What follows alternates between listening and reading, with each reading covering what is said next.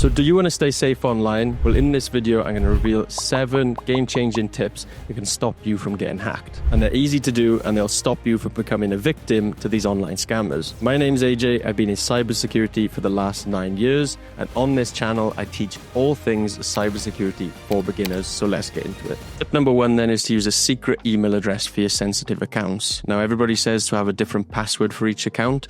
Well, you should also try to have a different email for each sensitive account as well. So maybe for your banking apps, maybe for your crypto apps, any sensitive accounts that you can think of, it's important to have a different email address and a different password for each one of those accounts as well.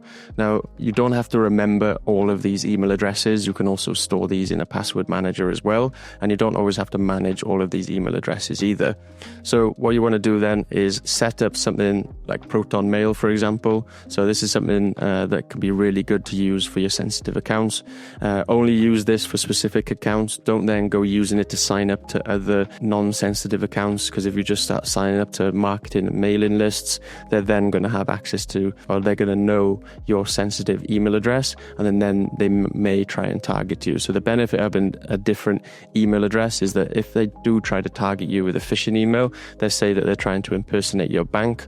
They send it to the email address that is not associated to your bank, then you're going to know that that is more likely a phishing email because it hasn't sent it to the email, the sensitive secret email that you've got for that particular banking app, for example. So Proton Mail, really good for this because they provide encrypted email services, and they're a very, very, very good service that you can use to have a secret email for your sensitive accounts. So tip number 2 then is actually to embrace tap to pay for in-person purchases. So tap to pay is something like Google Pay and Apple Pay.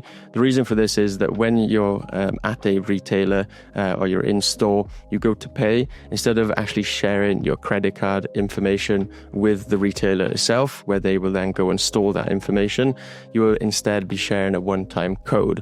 And the benefit of this is that we all know that those retailers end up getting breached, which ends up in your credit card and your debit card information getting leaked to these hackers and these scammers, who then can commit fraud on your card because they've got all of the information that they need.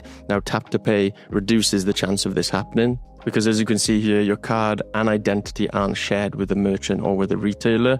And it says that your actual card numbers aren't even stored on your device or on Apple servers as well. So this means that Apple nor the device will send the actual card number to the retailer. And if they don't have access to that information, then they can't store that information. And then if they do end up getting breached, that credit card and sensitive information won't be compromised. So tip number 3 then, so very similar and can lead on from tip number 1, is actually creating unique username emails. And one great way to do that is with Apple's iCloud. So they allow you to use a feature called Hide My Email. So this prevents them from actually sharing your actual email to the supplier or to the website that you're signing up to. And then if this website that you've signed up to gets compromised and they start sending phishing emails to the actual hidden email, you'll then know that it's come from that site and not any other site, because it's hard to differentiate if you give out your actual email to every single site. So this is a feature allowing you to create unique usernames, username emails. And another way that you can do that as well is added a plus sign. So let's say that you're not using iCloud, for example. You can, with your regular email, you can append a plus sign followed by a specific word. So as you can see here then, if your email was johnsmith@example.com, you could then use johnsmith plus work@example.com, and those emails will still be directed to your Gmail box. So Gmail and I believe other providers also allow this as well. And the benefit of this is that if you're not sharing your actual email, you're going to know where those emails are coming from. So you sign up to a website, say you sign up to Netflix with John Smith plus Netflix@example.com.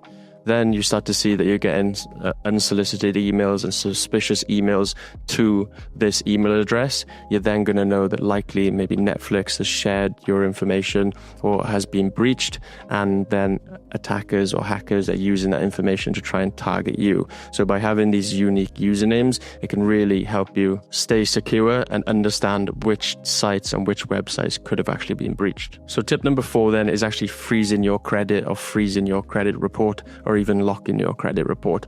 And what this does is that it prevents scammers, hackers from actually taking out new accounts in your name by actually preventing creditors, so they're not going to be able to access your credit report. So it'll prevent them from approving any new credit in your name, whether it's fraudulent or legitimate. So let's say that your sensitive information, your name, address, has been compromised, and somebody tries to take out new credit in your name, maybe a new credit card. This is going to prevent them from doing that because you've locked and you've actually freezed that credit report, so that new credit card won't be able to be taken out in your name. And companies like Experian can allow you to do this, to lock your credit report. So if you're looking to do something like that, you can use somebody like Experian, not affiliated with them. They're just obviously one of the most well-known credit score providers out there. You have to remember then, if you actually want to take out legitimate credit, if you want to take out your own credit card in your name, you're going to need to unfreeze it and remove that lock from the credit report so that you can get approval again. So tip number 5 then is actually removing your data from data brokers. So data brokers are companies that will gather your information and then try to sell it on to often marketing companies who will then use that information to actually target you for their products and services. Well, you can actually remove this data from these data brokers, and obviously there are legitimate reasons that these marketing companies might use this, but hackers will also use these services as well to gather information about yourself. So gather your phone number, your personal name, your address, to gather as much information about your identity, to then use that for identity theft, to possibly take out credit cards in your name, maybe even credit or any type of credit in your name, for example, or even try to impersonate your identity in other ways as well. So there's tools like Delete Me. So again, I'm not affiliated with this company at all. Just from the research that I've done, they seem to be a reputable company. Always do your research as well, read the terms and conditions just to make sure. But I have gone through the website. It does look pretty good. And what they do then is that they make it quick and easy to actually remove your personal data online. So it's quite a simple process. You can go in here, you submit your information, they have their experts who search for it for you, and then they'll go ahead and start to remove it, and then continue to scan and continue to delete that information about you as well. So looks like a really good service. I've spoken about it once before and reviewed it once before, and it seems pretty good. So yeah, you're able to here claw back your data again and actually remove it from these data brokers. So tip number 6 then is actually to tether to your mobile data and not use public Wi-Fi.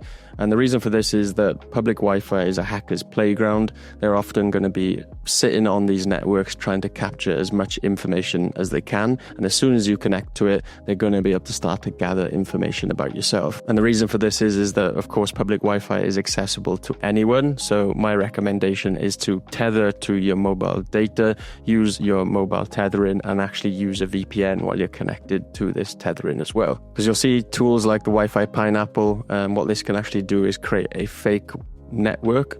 So you might see something that's called free public Wi-Fi, but it could actually be one of these devices being run by a hacker, an attacker.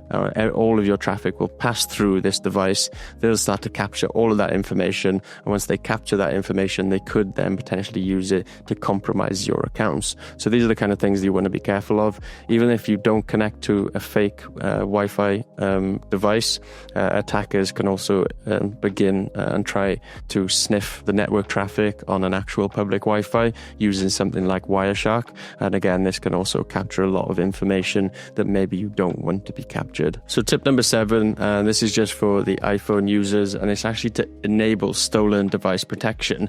Now, to go about doing this, you can navigate into Settings, Face ID and Passcode, and then toggle on stolen device protection. Now, what this does, let's say that your iPhone is stolen.